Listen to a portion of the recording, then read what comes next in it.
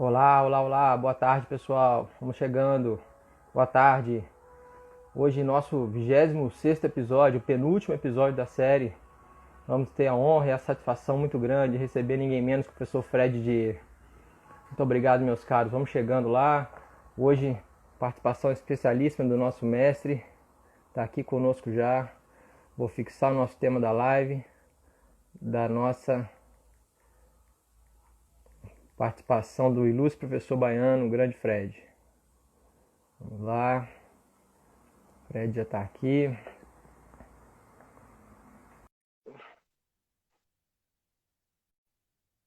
Grande Ricardo, meu amigo. Bruno, tá chegando aí. Salve, Rei. E aí, meu querido? E aí, meu caro, tudo bem? Tudo Que ótimo, bom, maravilha. maravilha. Tá me escutando bem, né? Tô escutando bem, Rapaz, você tô escutando acredita que bem. hoje, 26º episódio, penúltimo episódio, meu Wi-Fi aqui não funciona, faltando 5 minutos para começar. Então, vamos no Pô, 3G rapaz, aqui. Rapaz, acontece, né? Acontece. Bom, mas vamos lá. Alegria muito grande poder recebê-lo aqui. Você sabe a minha admiração, meu carinho por você. Você, para mim, é uma referência, e não só para mim, né? Acho que para o Brasil todo. Uma referência no estudo do processo, uma referência como professor, uma referência como jurista. Eu não tenho nem aqui adjetivos mais para ficar te falando. A ideia, como todo mundo já sabe, do nosso projeto é ouvir o entrevistado, ainda mais você, com toda a sua referência. Obviamente que aqui você, bem breve, a ideia é você poder falar bastante da nossa vida de professor, principalmente nessa semana tão especial para nós, né? Semana do professor. Por coincidência, calhou a gente conseguir juntar as agendas nessa semana, então fico ainda mais feliz de ter dado certo. Bom, Fred Dier Júnior, nosso grande entrevistado de hoje, o currículo gigantesco, vou fazer apenas uma brevíssima apresentação, apenas por questão de praxe mesmo da nossa live. E depois, Fred, já passo a palavra para você e a gente vai começar nosso bate-bola sobre a carreira docente. Bom, o professor Fred é livre docente pela USP, doutor pela PUC de São Paulo, mestre pela Federal da Bahia, pós-doutor pela Faculdade de Direito de Lisboa, professor da UFPA, tanto do mestrado, doutorado como da graduação, é advogado, é parecerista, é professor, é gincanista, enfim, Fred é muita coisa. E além de tudo, eu tenho a satisfação e a honra de tê-lo como meu supervisor e eu fiquei muito honrado, você sabe disso, Fred, quando você me aceitou para fazer o pós-doutorado contigo. Isso foi uma imensa satisfação, da qual eu nunca pude te agradecer ainda, né, como deveria, e faço aqui de público, porque para mim é uma satisfação poder ter tido aulas contigo, poder ter dividido salas de aula contigo, ter aprendido ao seu lado, e pode ter certeza que muito desse projeto aqui deveu certamente a sua influência. Bom, meu rei, então para começar, eu queria que você pudesse contar para nós um pouco da sua vida de professor, que é esse o objetivo central da nossa live, né? Como é que a docência entrou na sua carreira? Como é que você começou? Conta para nós um pouco se houve uma influência anterior à própria graduação ou não. Enfim, fique à vontade, a palavra é sua. E mais uma vez, meu rei, muito obrigado. Pô, meu querido, muito obrigado pelo convite, por representar a Bahia, né? Você escolheu um de cada estado e me escolheu para representar a Bahia. Obrigado por suas palavras. É uma satisfação estar aqui. Você sabe que eu gosto de você há muito tempo. Fui da sua banca de doutorado e você veio fazer o pós-doutorado comigo. Então, nossas relações acabaram se estabelecendo nesses dois níveis, esses três níveis de vínculo, né, além da amizade, como seu arguidor e como seu supervisor. Eu sempre quis ser professor, desde, desde sempre. Assim, o ser professor fazia era talvez a grande vocação, compreendida vocação como chamado, né? Como chamado. Quando eu, no discurso da minha posse na Academia de Letras da Bahia, eu cheguei a dizer isso, que eu estranhei quando a academia deu a notícia pública de que eu fui eleito. A notícia da academia era assim: o advogado Fred Dier foi eleito para a cadeira número 10 da Academia de Letras da Bahia. E eu achava, eu soava estranha a notícia para mim, porque embora eu evidentemente seja advogado e goste muito de advogar, eu imaginava que era a minha condição de professor, mais do que de advogado, que me fazia estar ali. Então eu sempre quis ser. E eu comecei a dar aula em banca. Não sei se o termo banca é um termo que se usa no Brasil todo, ou se é um regionalismo baiano, que são aquelas aulas de reforço. Eu dava banca de física, que era a matéria que eu sabia alguma coisa quando saí do terceiro ano, entrei na faculdade, a matéria que eu mais sabia era física. Então eu comecei a ganhar dinheiro, ganhei um bom dinheiro para a idade, né? Para aquela época. Um bom dinheiro dando banca de física. E depois, como eu disse, eu sempre quis ser professor, e aí já me interessei pelo direito, né? Durante a faculdade, me interessei pelo processo. Quando chegou no último semestre, aconteceu um negócio curioso, que foi o seguinte: no último dia de aula do meu último semestre, dia 19 de dezembro de 1997, vou fazer 23 anos já, o último dia de aula, teve um concurso para professor substituto de processo civil e de prática, cujas aulas começariam em março do ano seguinte, março de 98. E eu colaria o grau 7 de fevereiro. Então, eu terminar as aulas em dezembro, a colação de grau seria 7 de fevereiro, as aulas começariam em março. Então, o que é que eu fiz? Eu disse, eu vou querer ser professor, vou aproveitar essa vaga. E aí consegui antecipar as minhas notas com os professores.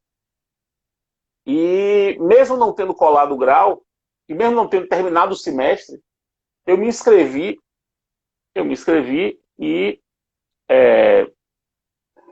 o departamento ficou um pouco estupefacto com aquilo, não tinha um precedente sobre isso, né?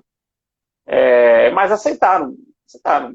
Em março eu já teria colado o grau, então aceitaram que eu concorresse. Não teria problema, né? Concorri, eram 3 candidatos, concorri e fiquei em segundo, para professor substituto. Havia uma vaga só. Quem ganhou como professor substituto foi Geisa de Assis Rodrigues, procuradora regional da República, que anos depois veio a ser a minha orientadora do mestrado. Você vê como mundo dá volta, né? Mundo dá volta. Aí o que aconteceu? Em março de 98, as aulas greve da universidade. As aulas só voltariam em agosto. Foi uma greve gigantesca de 98. As aulas só voltariam em agosto. Mas abriu uma vaga abriu uma vaga. Eu deveria ser o chamado como segundo. Só que aí o departamento não me chamou. Rumores diziam que eu tinha acabado de me formar, que não fazia sentido. O professor recém-formado se formou em fevereiro, para dar aula de prática jurídica. E aí não me chamaram. Como teve a greve, eles teriam que fazer uma nova seleção, e fizeram a seleção em agosto, que as aulas só voltaram em agosto. E aí eu fiz de novo. E aí passei em primeiro. Aí você já tinha uma experiência. Não tinha nenhuma. Quer dizer, a experiência que eu tinha era de nada. Rigorosamente, perceba, rigorosamente, em agosto de 98, nós estávamos no semestre subsequente à minha formatura. Porque, como as aulas não começaram em março, só começaram em agosto, sim. Então, tanto que eu entrei na sala de aula e dei aula em prática forense, que é uma matéria do final do currículo, para a galera que entrou na faculdade comigo e estava atrasada. Tinha a galera do meu ano, que entrou comigo em 93, estava atrasada, estava dando aula. E aí eu comecei como professor substituto na UFBA, em 98.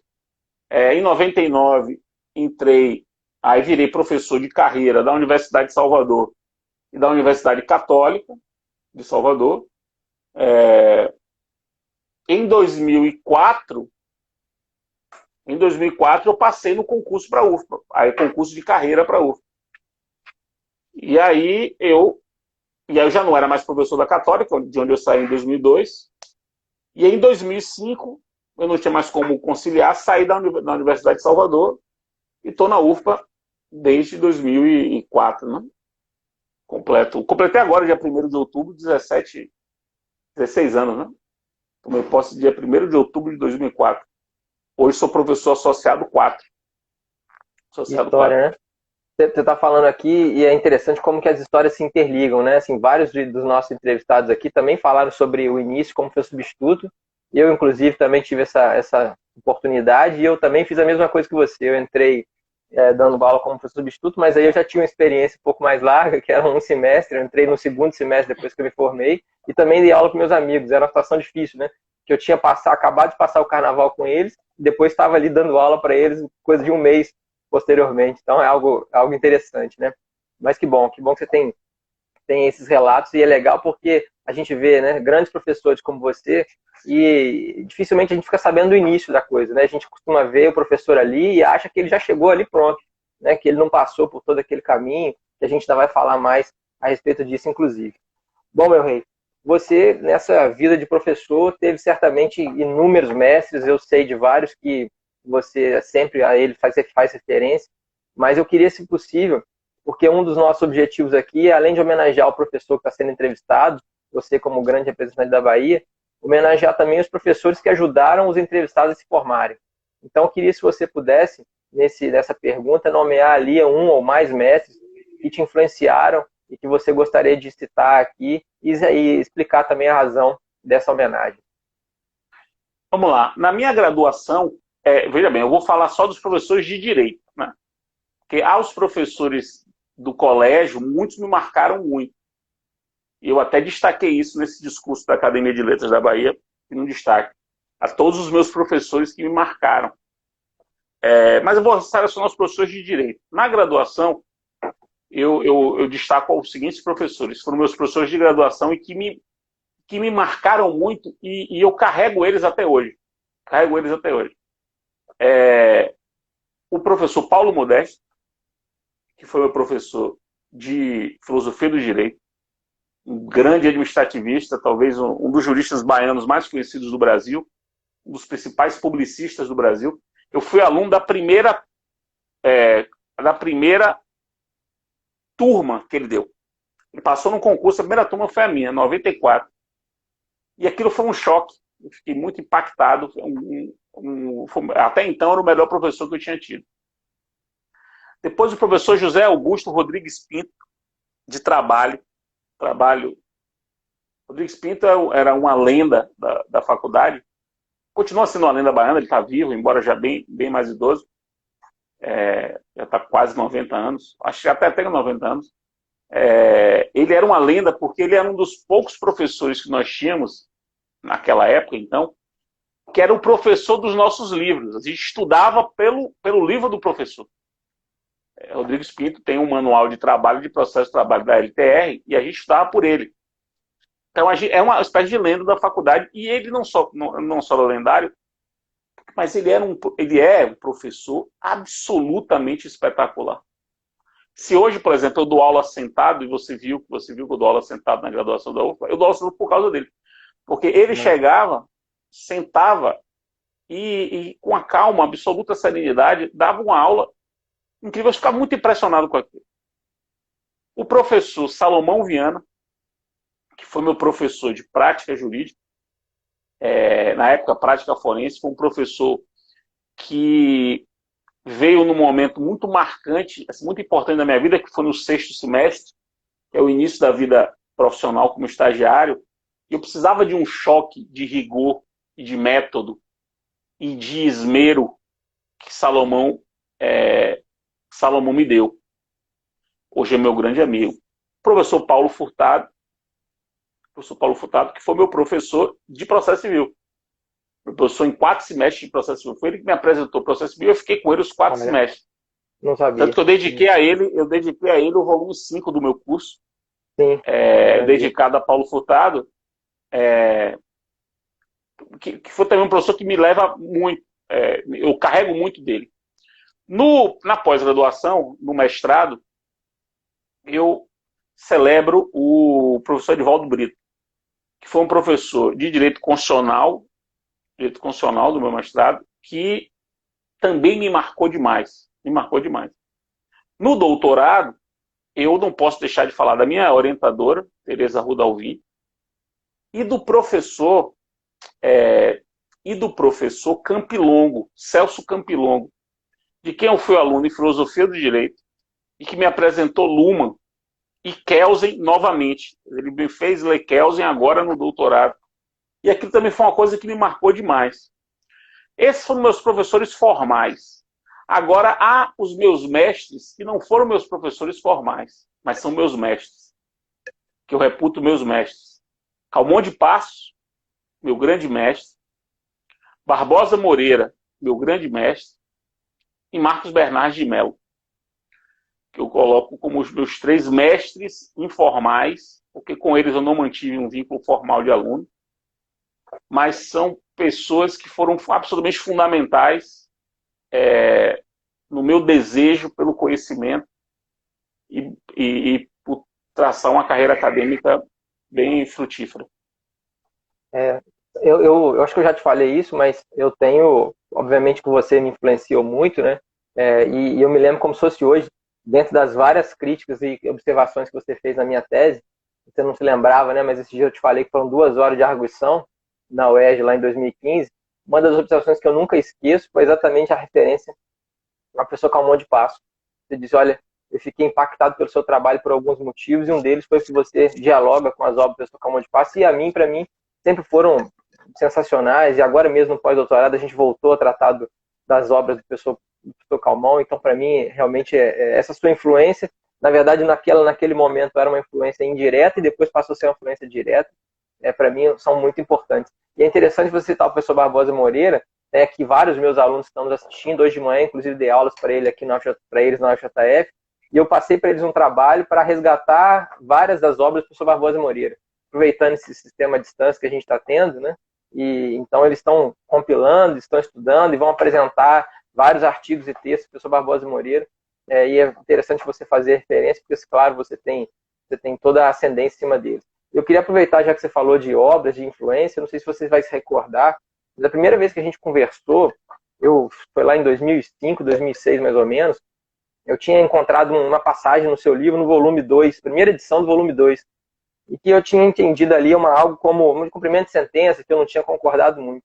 E aí você não só respondeu meu e-mail, como mudou de posição, e depois na outra edição você fez referência a mim. Eu tenho essa edição guardada aqui, ó, a segunda edição, até hoje tem guardado, tem várias suas obras, obviamente, né, mas essa para mim é uma das especiais, porque naquele primeiro momento eu falei, olha, quem sou eu para mandar uma mensagem para o professor Fred E, ele não só aceitar, como mudar de posição. Eu me lembro que você encaminhou e-mail Rafael diz, olha, acho que a gente tem que mudar de posição. No outro volume, então, você faz essa mudança de posição.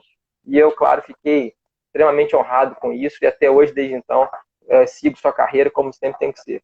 Bom, meu mestre, eu queria que você pudesse falar um pouco para nós. Eu sei que nesse tempo todo como professor, essa larga experiência, o que não falta são momentos marcantes, né? Eu já assisti várias suas lives, várias suas palestras em que você faz menção a algumas delas, mas eu queria que você pudesse destacar aqui no nosso projeto momentos marcantes que fizeram com que você chegasse em casa naquele dia e dissesse, hoje foi massa, hoje foi um dia que, como professor, me senti recompensado.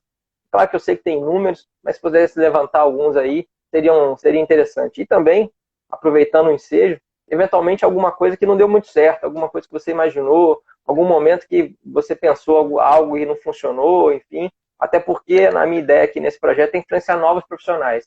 E aí eu quero sempre que as pessoas saibam a realidade, né? Como é que é a vida de professor. E que também os grandes mestres, eventualmente, ocorrem problemas com eles. Enfim, então, se você puder citar para nós aí momentos bons e ruins que te marcaram, eu ficaria feliz. Veja, momentos bons, momentos, se você compreender momentos como episódios assim, eu saberia destacar poucos, e talvez não fossem relevantes. A minha primeira paranifia foi muito marcante, porque eu fui paranifo como professor substituto.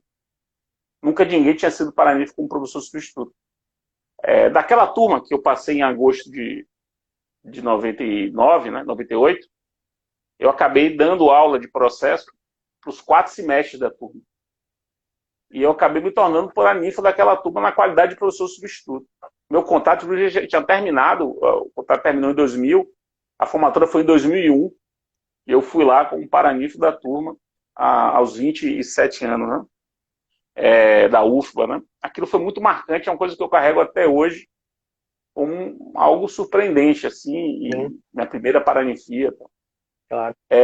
Agora, eu destacaria, na verdade, não é bem um episódio, mas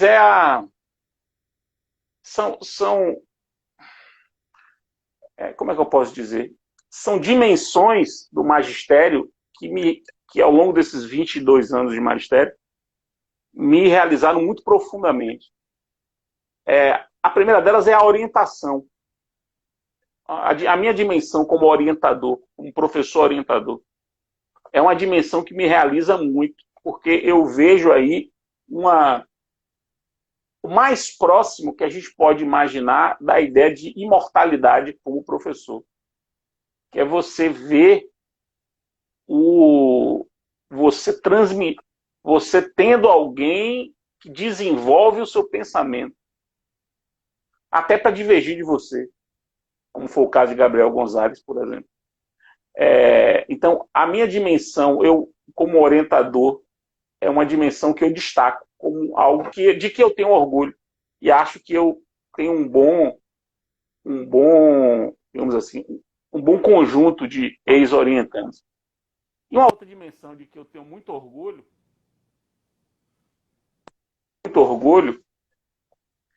é a minha dimensão como professor para concurso, que foi o lugar que me forjou como professor.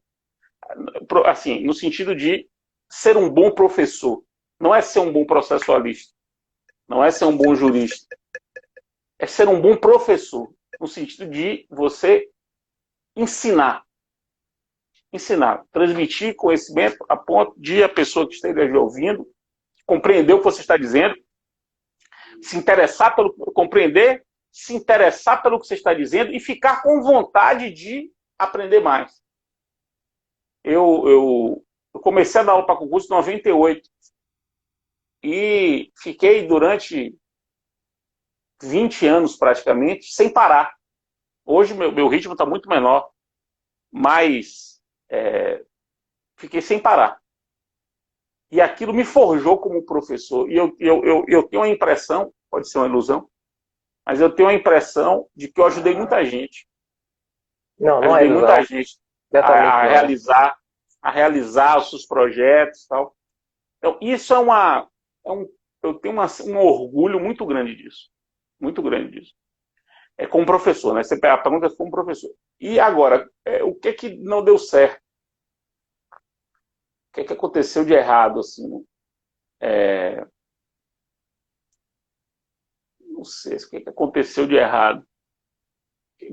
Algo de que eu me arrependa, é isso? Algo que eventualmente você pensou e que não funcionou, algo que você gostaria de que você tivesse que fazer como professor, não faria novamente, até porque os nossos colegas estão assistindo aqui e vão pensar, olha, não vou arriscar por aí que pode dar errado, alguma coisa nesse sentido, assim, não sei exatamente. Alguns colegas têm coisas. Tem coisas que eu não faria novamente, mas isso não quer dizer que deram errado. Sim. Eu não faria novamente porque eu acho que eu me arrisquei demais. Me arrisquei demais. Assim, hoje, quer dizer, com a cabeça de hoje, eu não faria novamente. Claro que com a cabeça daquela época é provável que eu fizesse novamente. Porque que é o seguinte, eu dei aula de civil. Fui professor de civil. De reais, fui professor de família, fui professor de teoria do fato jurídico. Isso foi muito importante para a minha formação e eu até acho que fui um professor de civil bem razoável. Mas é uma irresponsabilidade. Eu não precisava ter feito aquilo. Tem coisas que eu sei que quando você está começando, você vai com muita gana, né? Muita energia. E talvez eu tenha sido um pouco irresponsável. Olhando para trás, assim, né? Claro. Entendo. Talvez tenha sido um pouco irresponsável. Talvez eu não fizesse de novo. Não é que deu errado. Não deu errado. Não deu errado. Mas eu não sei se eu faria de novo. Entendi. Não, até bom para que as pessoas que estão nos vendo saibam que isso é comum, né? Eu mesmo dei aula de consumidor, não sei se já te contei isso. quando eu fui o substituto, eu dava aula de processo civil e de consumidor, porque eram as cadeiras disponíveis para o professor substituto, né? E também eu acho que hoje eu não faria a mesma coisa, mas enfim, é interessante você colocar isso.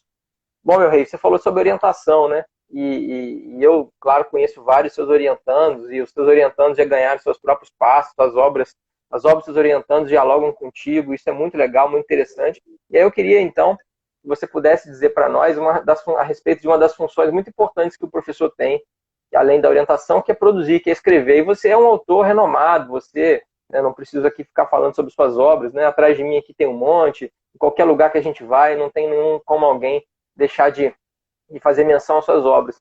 Você poderia dar alguma dica para quem está nos assistindo, que está precisando começar a escrever lá o início do mestrado, ou até mesmo de graduação, algo que você tem algum método de escrita, você tem um horário do dia que você produz melhor, você tem alguma estratégia para dividir as suas tarefas, enfim, alguma coisa nesse sentido voltado para a escrita, seria legal você compartilhar conosco. Rapaz, várias pessoas me perguntam isso, né? Várias pessoas. E eu sempre começo a responder essa pergunta da seguinte forma. Eu tenho muito cuidado com isso, porque eu tenho a impressão de que as pessoas esperam ouvir um método, e esperam que este método vá resolver os seus problemas. O que é que acontece? Eu acho que eu não sou exemplo de nada. Não sou exemplo para nada. Porque eu não tenho, meu método não tem método. Eu não tenho nenhum método. Eu não tenho nenhuma raça. Eu sou um caos absoluto. A única coisa, o único atributo que eu tenho é que eu sou uma pessoa muito concentrada. Muito concentrada. Mas, fora isso, eu não tenho método. Então, eu posso escrever, quando terminar essa live aqui, posso escrever assistindo um jogo do Flamengo, que vai ser depois da nossa live. Eu posso, posso escrever muito concentrado, posso não escrever, não tem nenhum método, é um caos absoluto. Caos absoluto. Então, eu não me acho que eu seja exemplo de nada, para ninguém, porque se eu for dizer meu método, vai ser um caos para as pessoas. De um modo geral, as pessoas precisam de um método mesmo, uma coisa mais organizada, mais disciplinada. Eu sou muito indisciplinado. Agora, acho que algumas coisas eu posso dizer. Uma delas é escreva simples. De um modo geral, as pessoas que começam a escrever escrevem de forma pouco simples. São muito inseguras escrevendo, escrevem com um palavreado que não existe mais, um modo forense de escrever e não um modo científico de escrever, pouca clareza, né? Leiam os autores que são autores bons, autores que sejam a referência no tema. A referência no tema. Eu pego as dissertações, agora mesmo eu participei de uma dissertação que era assim. Ela citava aquele princípio da maior coincidência possível na execução. A execução deve dar a quem tem razão exatamente aquilo que o sujeito tem razão. É uma máxima de que eu venda, claro. Máxima de que eu venda, né? É uma máxima de que eu venda. Pois bem, o cara citou isso, o cara citou assim, de acordo com fulano de tal, que era um manualista brasileiro de quinta categoria, aliás. Nem para dizer que era um manualista de... Aí ele falou assim, de acordo com fulano de tal, a execução deve dar a quem tem razão exatamente o que tem razão. Eu tive que dizer para ele o seguinte, você está fazendo um mestrado e você não percebeu que essa frase, esse pensamento, não é de Keovenda, e você acha que esse pensamento foi desse autor, que é um manualista de quinta categoria do Brasil. Ou seja, você leu a informação e não trabalhou com ela. Você não trabalhou a informação. Então, eu me preocupo muito com isso, né? Com a curadoria do que você lê, de quem lê, né? E escrever de forma clara, né? De forma simples, em linguagem direta. Você sabe que eu já lhe mandei as minhas diretrizes aí para a escrita. Você fez parte do meu grupo de pesquisa. E escrever. Escrever só se aprende escrevendo. Eu escrevo hoje de um jeito.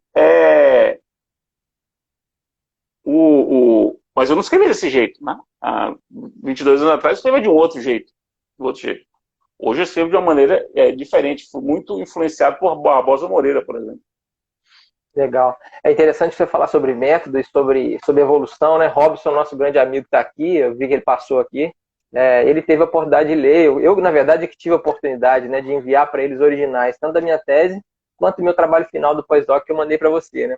E dentre várias observações que ele fez, uma dessas foi essa: olha, a sua escrita, nos últimos 5, 6 anos, ela mudou, e ela está mais simples, tá menos rebuscada. E é interessante você citar isso, porque, claro, né, a gente com o tempo vai aprendendo, e tem horas que você olha para trás e fala, nossa, como é que eu escrevi esse negócio, né? E as pessoas querem que você tenha uma resposta pronta ali naquele momento, e é bom você fazer menção a isso também. Bom, a gente está falando também de sala de aula, né? Ele aí, o grande Robson. Grande Verna. Bom, a gente está falando de vida de professor, e claro que a gente não pode deixar de falar de sala de aula, né, meu rei? Então, queria que você pudesse, você falou um pouco sobre dar aula sentado, né, sobre que eu pude assistir, mas eu queria que você pudesse falar um pouco para a gente sobre seu método de aula e principalmente seu método de avaliação, que é algo que muita gente pergunta, né? Como é que se faz a avaliação? E aí, claro que eu estou mais voltado na graduação, porque, obviamente, na pós-graduação o sistema é diferente. Vamos lá.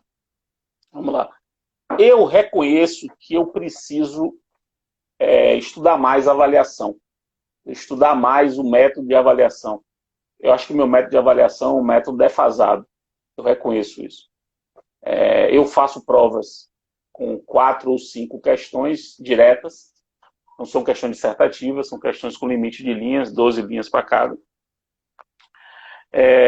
São perguntas diretas, normalmente relacionando as coisas. Eu faço perguntas com relações. Relacione isso com aquilo, talvez se a pessoa entender os assuntos. Porque eu particularmente avalio a inteligência da pessoa pela aptidão que ela tem de relacionar. Quanto maior a capacidade de relacionar, maior a inteligência que a pessoa tem. Pelo menos esse é o modo como eu compreendo inteligência.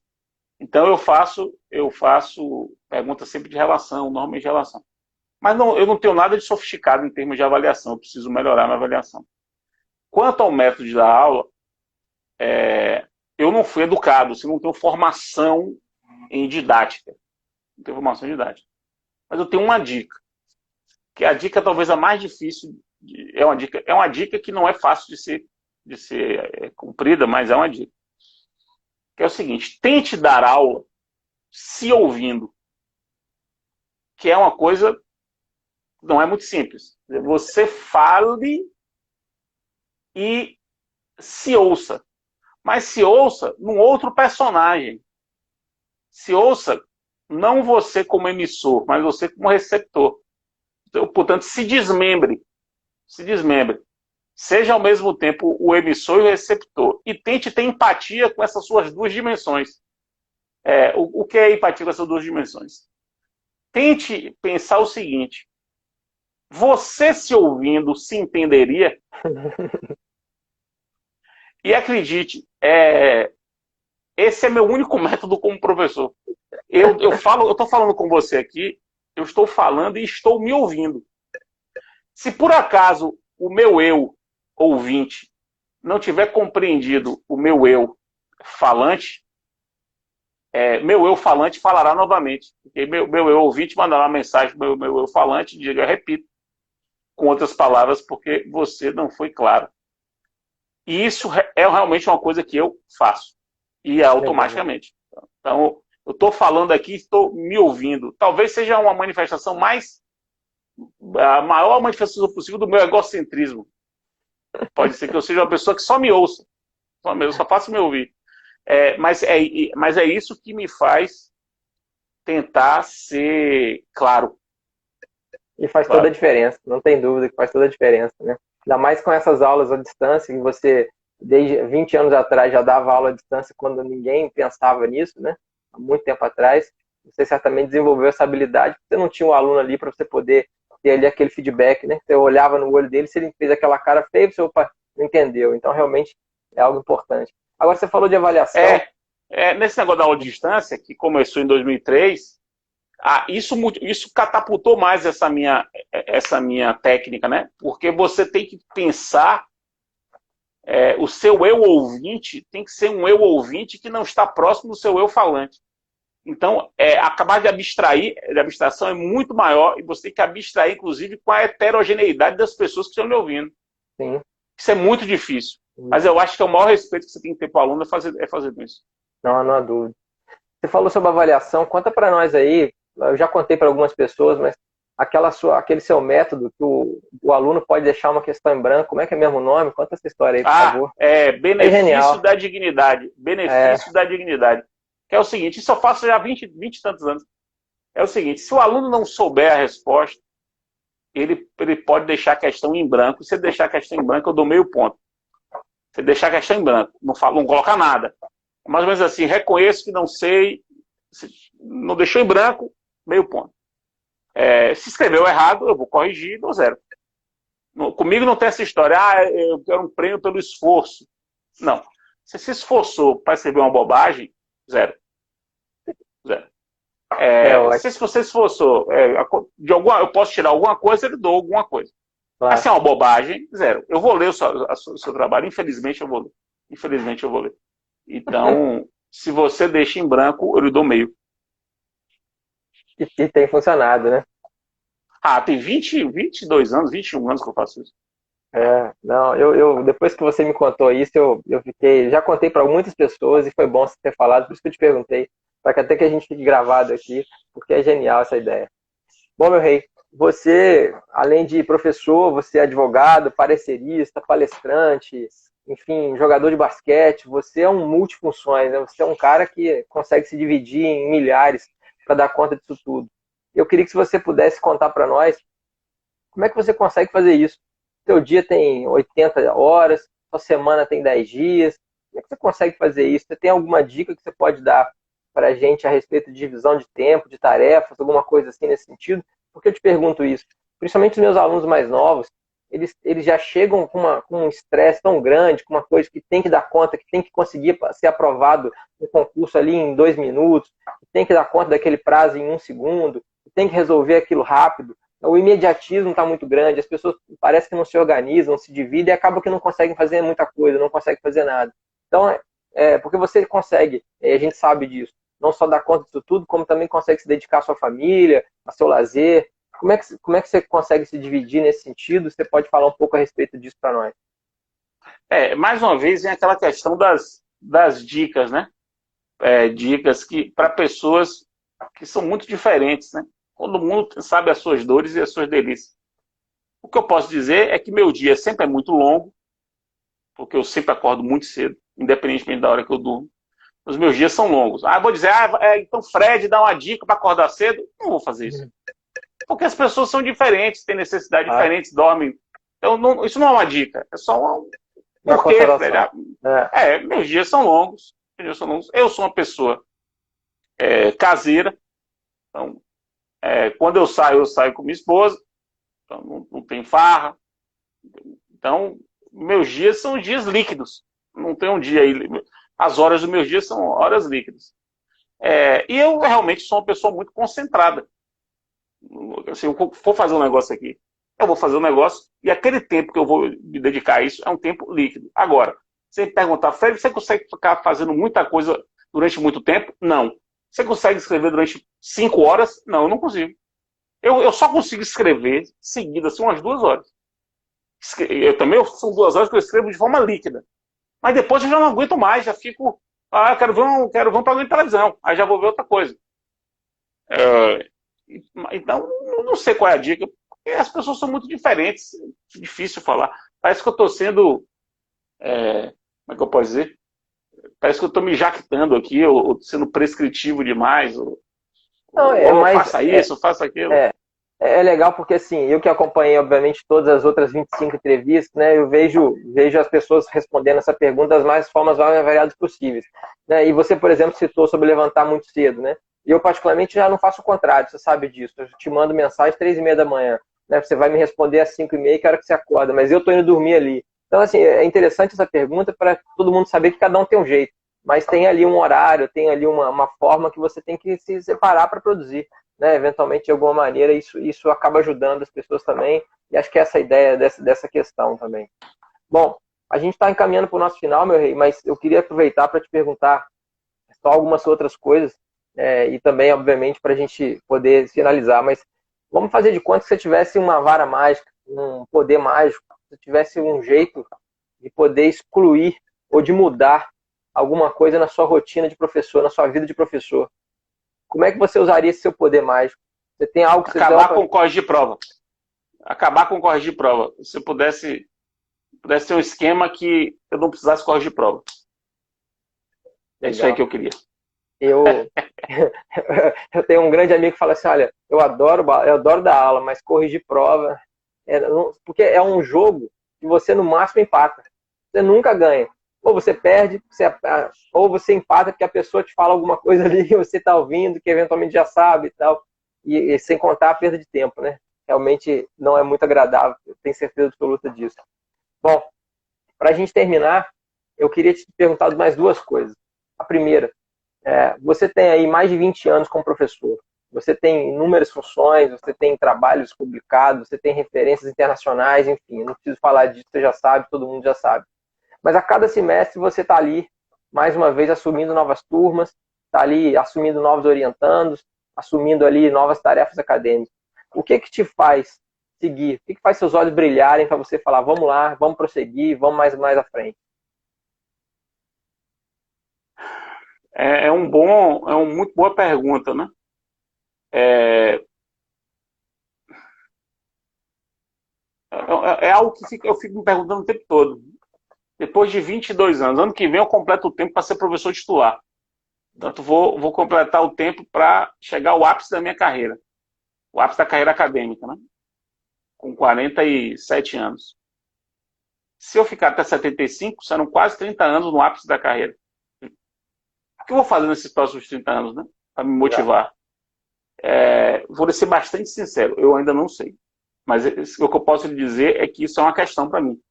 Eu penso bastante sobre isso. Não sabia. Bruno está aqui nos assistindo, ó, seu aluno também. Obrigado, Bruno. Porque a carreira acadêmica ela é muito recompensadora em várias medidas, mas é o que você falou, ela cansa, né? Em algumas situações você precisa pensar o que fazer, o que repensar. Mas assim, como seu aluno e como seu discípulo, de certa medida, eu espero que você não mude de ideia, que você continue, eventualmente até diminua, né, a quantidade de aulas, porque, né, eu pude te acompanhar por 3 semanas, salvo engano, né, durante as aulas, e eu vi que 7 horas da manhã você estava na faculdade dando aula, né, e o tempo todo ali sem parar, e de fato é muito cansativo. Mas tomara que você não pare, talvez até reduza, enfim, mas que não pare nunca de dar aulas, porque a gente certamente vai ficar sentindo sua falta. Bom, Fred, para terminar, eu queria que você dissesse para nós o seguinte: o nosso objetivo aqui, na verdade, um dos nossos objetivos nesse projeto aí que começou lá em agosto e passou por todos os estados, né? Hoje nós estamos no penúltimo episódio e vamos encerrar formalmente o nosso último episódio amanhã com o Léo Cunha, às 20 horas. Convido todo mundo, inclusive, que está nos assistindo para acompanhar. E depois, no dia do professor, nós vamos ter uma live especial. Não sei, acho que eu não cheguei a te falar isso, porque eu consegui resolver isso ontem. O professor Leonardo Greco criou um Instagram para poder fazer uma live comigo no dia do professor, às 14 horas, né, no dia 15 de outubro. Então vão ter um episódio extra aí, e mais que justificado. Que beleza, hein? Uma coisa assim, eu até a hora não estou acreditando. Enquanto ele não aparecer aqui na tela e começar a falar comigo, eu não vou acreditar. Você conhece? Mande meu abraço para ele, viu? Mande meu abraço para ele. Deixa comigo. E aí, então, nesse projeto que tem sido recompensador de todas as formas, né? Eu tenho uma felicidade muito grande. Eu vou levar esses últimos episódios agora. E aí, na segunda-feira, dia 19, por coincidência, o ano passado a gente estava junto, né? Aí em Salvador. É meu aniversário de 40 anos. E eu vou fazer uma live especial de agradecimento e também vou fazer uma parceria com uma entidade, associação sem fins lucrativos aqui de Juiz de Fora, que cuida de pessoas com deficiência.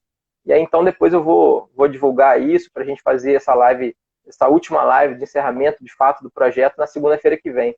Mas até chegar lá, e aí, desculpa tomar seu tempo em relação a isso, mas acho que seria interessante divulgar, eu queria que você pudesse deixar para nós aqui uma mensagem final para 2 grupos de pessoas que estão nos assistindo. Primeiro, pessoas que não são professores ainda, pessoas que estão eventualmente na graduação ou ainda nem começaram, enfim, mas que pensam em ser professor. E segundo, pessoas que já são docentes, pessoas que estão nos assistindo ou vão nos ver, seja pelo IGTV, seja pelo meu canal do YouTube, cujo link está aí na bio do meu perfil. Essas pessoas que vão nos assistir e que são professores, mas que estão desanimados, que eventualmente estão tristes com a carreira, estão pensando em mudar de posição, enfim. Se você pudesse deixar uma mensagem final para esses dois grupos de pessoas, eu agradeceria. Uma mensagem de esperança? Não sei. Aí a pergunta é aberta. Aí você preencha como quiser. Por exemplo, Talamine já deu uma mensagem para as pessoas que são professores, eventualmente pensarem de fato em desistir, que realmente, se estão pensando assim, talvez seja o caso de desistir ou não. Outros já pensam a pessoa se reinventar. Cada um tem feito da maneira que acha razoável. Sabe qual é o grande problema, Márcio, em relação a isso? Veja, hoje é muito diferente do que era há 30 anos. Há 30 anos, o magistério superior, em direito, né? O magistério superior claro. Em direito, ele era visto como um diletantismo. O sujeito era sempre uma outra coisa. Ele era promotor e professor, juiz, professor, advogado, professor. Ou o sujeito estava ali para poder dar uma contraprestação pública, ou porque queria um status de professor, ou porque gostava mesmo. Eram raros os professores apenas. As coisas mudaram demais, né? Então você hoje tem boa parte dos professores de direito são professores. Eles só são professores. Eles não vão ser outra coisa além de professores. E se essas pessoas estiverem desanimadas, imagina o drama que é. Porque uma coisa é esse meu drama. Se eu estiver desanimado como professor, não estou, mas se eu estiver, eu tenho outras coisas para poder fazer. Se uma pessoa que só é professor, não tem alternativa, está desanimada, o drama dela é completamente diferente do meu. E aí eu não saberia encontrar uma saída, uma alternativa única para esses problemas, são problemas variados. O que eu posso dizer é que o magistério, ser professor, é realmente uma atividade espetacular. É uma profissão espetacular. É uma profissão que me realiza bastante. Me realiza numa dimensão subjetiva muito grande. Eu gosto mais de ensinar do que de dar aula. Como dar aula é o meio que me foi dado para que eu ensine, eu fico dando aula para ensinar. E o ensinar me dá muito prazer. E é um prazer mesmo, prazer físico. A ponto de, em alguns momentos, eu até me arrepiar. Quando você fala um negócio assim, se tem um negócio, você fala e você sente que a galera entendeu. Aquilo chega a dar uma sensação de arrepio. Então é isso. Não sei se ajudou, mas fica aí. E para quem está pensando em começar a ser professor? Porra, esse é um caminho lindo, espetacular. Encontre bons exemplos, saiba quem aplaudir e construa o seu caminho. Melhor coisa possível. Bom, estou vendo aqui muita gente, meu rei, conosco aqui, que participou do projeto, vários seus ex-alunos, né, todo mundo aqui elogiando muito. Eu não tenho como falar, obviamente, todo mundo que está presente aqui, mas queria aproveitar esse momento final aqui para agradecer a todo mundo que nos acompanhou e também, claro, agradecer você por ter cedido essa hora do seu dia tão corrido aí, participar do meu projeto. E você aceitou logo no início, quando a coisa não tinha crescido ainda, né? Porque agora, né, que está todo mundo vendo, todo mundo aparecendo, todo mundo falando, é mais tranquilo. Mas você lá no início não só acompanhou e gostou da ideia, como disse que iria participar, e eu fiquei, como você sabe disso, muito feliz. Para mim é uma imensa honra poder contar contigo. O Mapa do Brasil vai se completar amanhã, mas não podia, obviamente, deixar de ter ali a sua participação, ter todo mundo aqui elogiando, não há dúvida de que essa conversa vai ainda reverberar muito. Você como professor, e como meu professor, como professor de tanta gente, não só me inspirou, como segue inspirando. Eu todo dia penso como posso fazer um pouco melhor, e eu tenho certeza absoluta de que, tenho você certeza absoluta de que fazer um pouco melhor é fazer algo próximo do que você tem feito. Fico muito feliz de poder contar contigo nesse meu projeto. Para mim, como eu falei, é uma satisfação muito grande.